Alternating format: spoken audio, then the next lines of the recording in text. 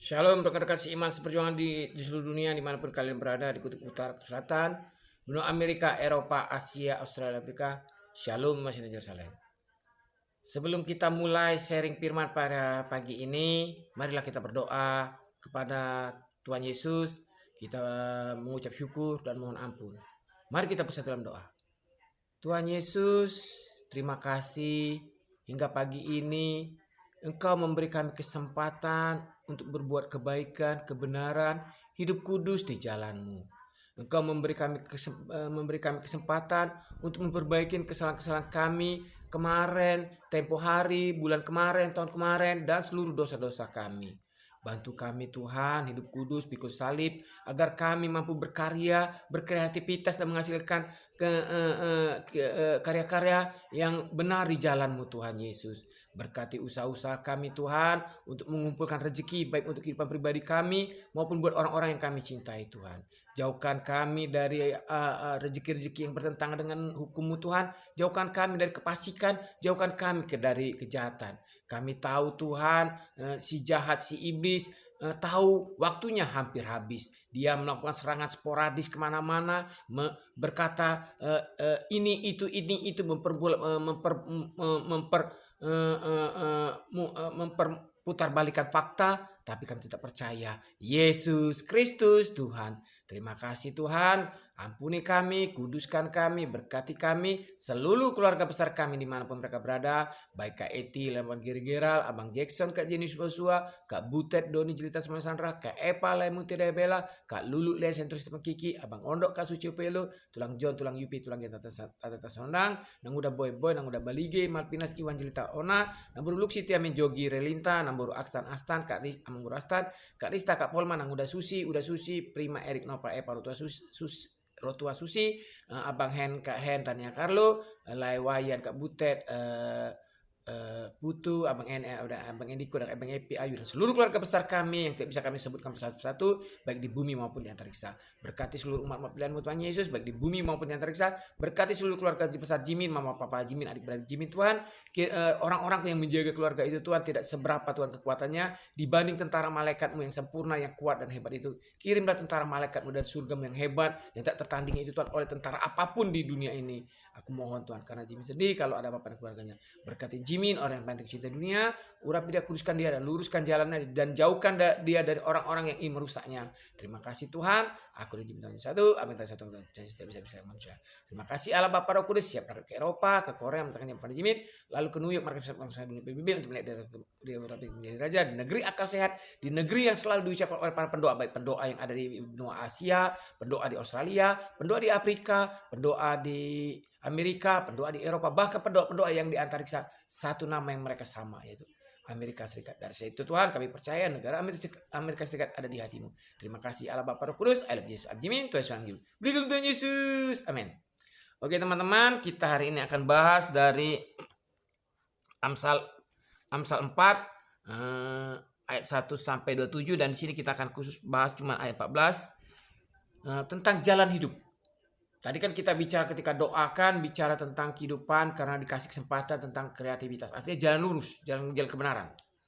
Ya kan? Jadi apapun yang terjadi di bumi, mau perang nuklir kayak atau mau perang kayak zaman dulu kan dikuasai oleh Babilonia kayak dikuasai oleh Kaisar Romawi kayak dikuasai oleh Ming kan, ada 3 kerajaan terbesar dunia yang sempat menguasai dunia baik 3/4 apa 2/5 ke dunia waktu zamannya kan. Kayak dulu kan Babilonia itu hampir 3/4 kehidupan di bumi ini dikuasainya manusianya kan, maupun kalau dulu itu apa Romawi kan yang terkenal Kaisar Ming yang Cina itu kan yang sampai mengirim Kaisar Ming apa yang dari kerajaan Cina yang sampai ngirim tentara Cina masuk ke kerajaan di Nusantara ini kan minta setoran, kan minta upeti, tunduk kepada kerajaanku atau gimana, kirim upeti, langsung dibacok sama Raja Jawa. Apa dia kau nih kenal lidak kalau lidak datang langsung ngatur-ngatur hidup kami. Apa dia ke bawah nih kapuk kan kapak kan, itu kan menunjukkan bahwa dia sudah merasa menguasai dunia kan, padahal tidak ada apa-apa kan, dunia ini banyak kan, ya kan, padahal kosong kata isi kan, otak kosong, dompet kosong, mental kosong, senjata kosong kalau dikapak wong oleh Raja Jawa kan. Karena agar kita tidak seperti itu, tidak besar kepala, sombong, congkak, tidak tahu diri, tidak tahu malu, sok kuasa, paling bukan siapa-siapa di bumi ini. Mari kita baca firman Tuhan Yesus. Ya, kayak Raja Cina tuh datang kenalin dan sekali minta kesetujuan karena kapak kau. Nah, kita Amsal 4 ayat 14, janganlah menempuh jalan orang fasik dan janganlah mengikuti jalan orang jahat. Kenapa? Ciri fasik itu besar kepala. Contoh yang terbaru di Indonesia ini kan, presiden tidak mendengar nasihat kita. Kau ini siapa aja gitu? Melamar kalau nak ngatur pemerintah, melok pilkada, misal melok pilkada wali kota Palembang misalkan. Wah, jangan menang misalkan. Wah, buat perda, guna kekuasaan tuh buat sekendak. Misalnya kalau nak sekendak. Tiap hari, tiap pagi misalnya warga Palembang harus misalkan atau bunyi cepet nian. Tarung nih politik. Cak kemarin tongop itu kan. Lah bunyi kekuasaan tongop, enggak ngerti apa-apa. Lah ngomong saya tidak membaca pesan tangan nih. Lah di depan istana negara ada gereja, dekat Istiqlal, dekat katedral. Undang-undang kolonisasi tongop. Nah, itu jangan salah sampai itu. Kata wong tuh total. Nak jahat-jahatnya. Yang setengah-setengah ada baca, main setengah kopling ini truk-truk yang kalau main setengah kopling tuh hancur kalau itu. Kalau main setengah kopling, pijak-pijaknya, tarik-tariknya. Dak kate istilah ngerem-ngerem tuh. Kalau wong tuh terlanjur basah, ya sudah mandi sekalian. Dak ada cerita di bumi ini melok-melok iblis tapi berharap masuk surga. Itu cerita.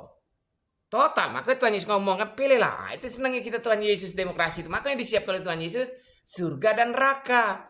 Pilihlah. Dosa masuk. Tuhan Yesus beda maksa. Contoh cek pilkada siapa? Ada apa orang misalnya contoh yang konkret kan? Misalnya Ratu Dewa, awas kau dak melak bacok. Apa Yuda kamu demokrat, kau dak melak kau kuracun. Atau Fitri kan dak melak kau tabrak. Ate dah baca dunia nyata, dah baca apalagi masalah keyakinan. Solusinya mana? Janganlah menempuh jalan orang. Jangan. Kenapa tidak boleh menempuh orang fasik?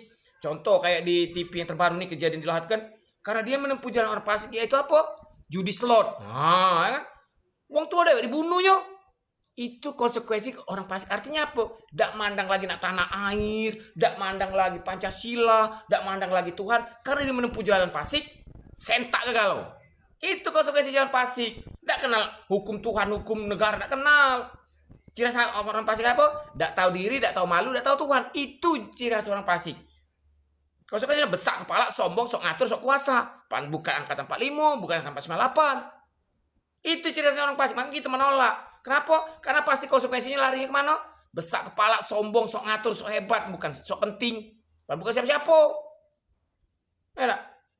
Jadi camat belum tentu menang kau, jadi pilkada belum menang. Petarungnya politik. Lado jalan. Nah, kalau di rohani kan jangan ikuti jalan fasik. Kalau di duniawi petarungnya kalau nak ngatur, nak buat perda, nak buat pergub, perwali, tarungnya politik kalau melawannya. Kalau jangan melo. Nah. Enggak ngerti tentang politik. Apalagi tentang rohani, tentang politik dunia, tata negara, ideologi, enggak ngerti. Nak sosokan rohani, kilan nih. Nah, karena itu 14, janganlah menempuh jalan orang fasik dan janganlah mengikuti jalan orang jahat. Jadi kan contoh konkret di Sumsel ini. Jalan orang fasik, nih judi slot, mau tua dibunuhnya. Konsekuensinya kenapa bisa itu? Konsekuensinya kalau secara tata negara kan, kalau jalan fasik wong tua bisa dibunuh, berani Pancasila. Kilaninya baik, tata negara kilaninya baik. Itu. Contoh kecil, apalagi lah 3.500 triliun ya nak. Contoh kecil ya judi slot. Wong tua bunuh apalagi 3.500 triliun. Maka ditalaknya memang berdoa depan istana negara berbulan-bulan. Judi slot. Ting. Nah, pikir konsekuensinya sistem. Oke teman-teman, kalau ingin hidup selamat, jauhi jalan fasik dan kejahatan. Karena ada kata keselamatan. Contoh, mana penjahat yang hidup abadi secara tata negara? Firaun, punah. Yang kaisar yang kerajaan Cina itu yang minta jatah ke Raja Jawa itu, punah. Jangan kan kerajaannya. Bentuk negara di Cina, sekarang jadi negara komunis. Cina negara komunis dari kerajaan jauh kan. Nah, karena itu kalau ingin selamat diberkati Tuhan, tinggal ke gawe jahat itu, baik korupsi, prostitusi, apapun itu tinggal ke. Ikut Tuhan Yesus. Konsekuensinya gimana hidup Tuhan? Kuduslah kamu karena Tuhan Yesus kudus. Ingin bahagia di bumi dan di surga seperti Bapak Abraham, kaya raya dan masuk surga. Ikut Tuhan Yesus, hidupku. Jangan jalan fasik dan jangan ikuti kejahatan. Amin. Tetap percaya kepada Tuhan Yesus. Yesus Kristus adalah Tuhan. Tetap semangat. I love Jesus of Jimin. Tuhan Yesus menang. Jimin menang. Semangat. Jimin, I love you. Alpan we coming. Semangat. Dah. I love you Jimin. Together forever.